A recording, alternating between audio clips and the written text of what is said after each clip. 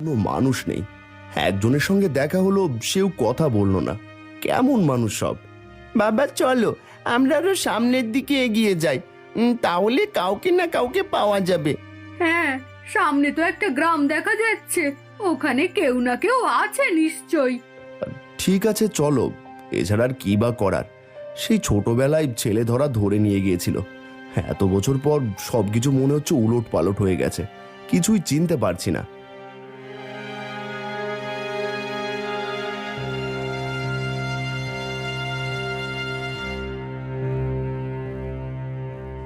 এই যে দাদা, শুনছেন? এই গ্রামের নামটা একটু বলবেন? এই যা, এই লোকটাও তো চলে গেল। বুঝতেই পারছি না এখানকার মানুষেরা এমন কেন। হ্যাঁ, আমিও বুঝতে পারছি না কেউ আমাদের সাথে কথা বলছে না কেন।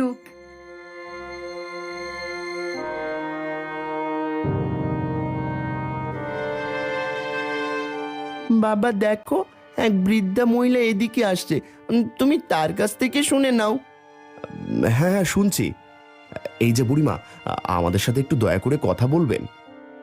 তুই এসেছিস, বল কি বলবি? যাক, শেষমেশ একজন ভালো মানুষ পেলাম যে আমাদের সাথে কথা বলল। তা বুড়িমা, আপনি কি আমাকে চিনতে পেরেছেন?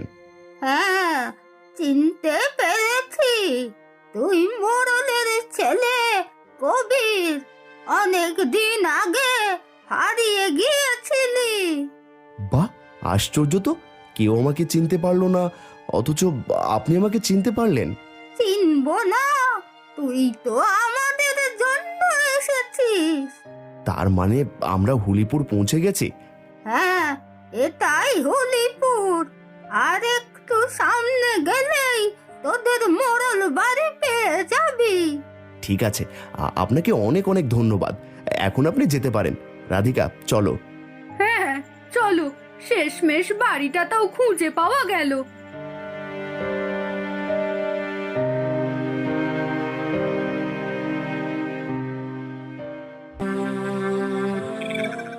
এই যে বাবা দেখো, ওখানে মোড়ল বাড়ি লেখা আছে, তার মানে।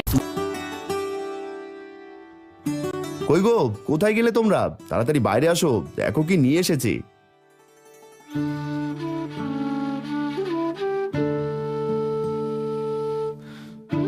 ও মা, কত বড় মাছ! হ্যাঁ, অনেক বড় মাছ। নাও, এটা নিয়ে গিয়ে রান্না করো, তারপর সবাই মিলে মজা করে খাবো।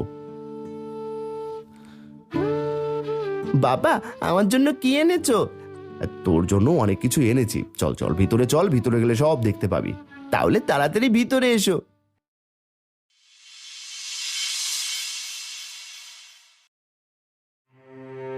ওগো, আমার যেন কেমন লাগছে। আমরা আসার পর থেকে তোমার মা একটা দানা পানিও মুখে দেয়নি। আর দেখো, রাত হলেই সে তার ঘরে চলে যায়। ছেলেটা এত করে বলে, তাও তোমার মা ছেলেটাকে কাছে নেয় না। বিষয়টা আমার কাছে সাধারণ মনে হচ্ছে না। তাছাড়া গুপি গ্রামের দুজন আমাকে এই গ্রাম সম্বন্ধে অনেক কথা বলেছে। একবার দেখতেই হচ্ছে এই গ্রামের মধ্যে কোনো রহস্য আছে কিনা। তা বলি কি, গুপি গ্রামের মানুষ তোমাকে কি বলেছে? না, বলা যাবে না, সব বললে হয়তো ভয় পেতে পারে। এখনই সব বলা যাবে না। তেমন কিছু না, তুমি ঘুমিয়ে পড়ো, আমি সব দেখছি। ঠিক আছে, যেখানেই যাও সাবধানে থেকো।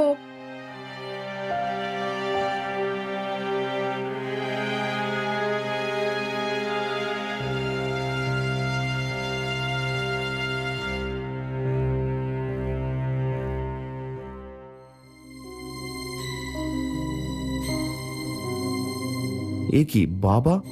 বাবা এলো কোথা থেকে? মা তো বলেছিল বাবা মারা গেছে, কিন্তু বাবা এই ঘরে এলো কি করে? আর মা কোথায়? মাকে তো দেখলাম না। না, আমাকে বাইরে যেতেই হবে, গিয়ে দেখতে হবে, তা না হলে কিছুই বুঝতে পারছি না।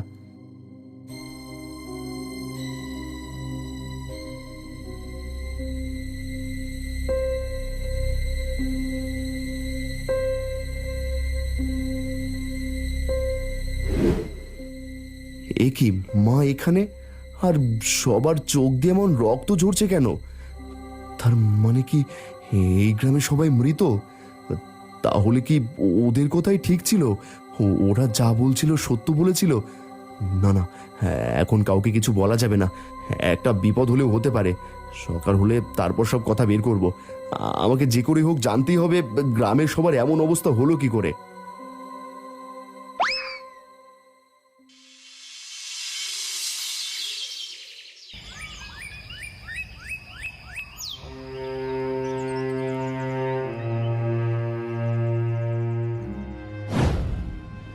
কোথায় যাস তোরা?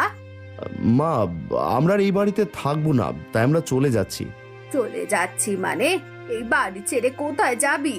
এটাই তো তোদের আসল ঠিকানা। না মা, এ বাড়িতে থাকা যাবে না। এখানে আমরা কেউই নিরাপদ নয়। কেন নিরাপদ না? তোদের কি কোনো সমস্যা হয়েছে?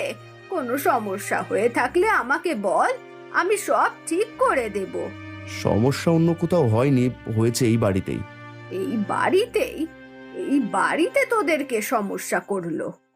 তুমি সমস্যা করছো। আমি আবার তোদের কখন সমস্যা করলাম? সমস্যা করনি? তাহলে বলো, রাতে তুমি কোথায় গিয়েছিলে?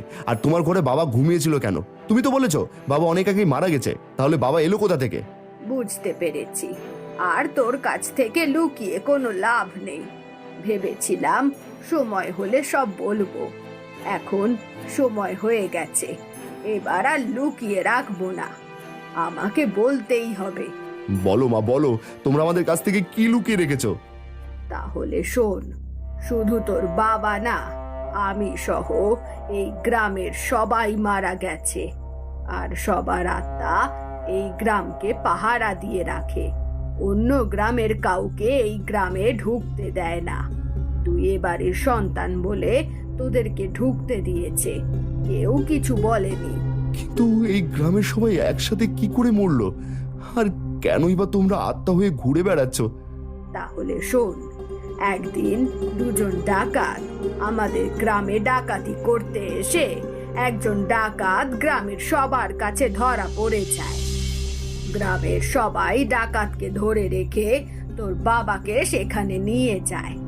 তোর বাবার হুকুমে গ্রামের সবাই মিলে ডাকাতকে গণপিটুনিতে মেরে ফেলে। এরপর সকাল হলেই পালিয়ে যাওয়া ডাকাত সহ সব ডাকাত ভারী ভারী অস্ত্র নিয়ে গ্রামে ঢুকে পড়ে। এরপর এই গ্রামের সবার বাড়িতে ঢুকে এক এক করে সবাইকে মেরে ফেলে।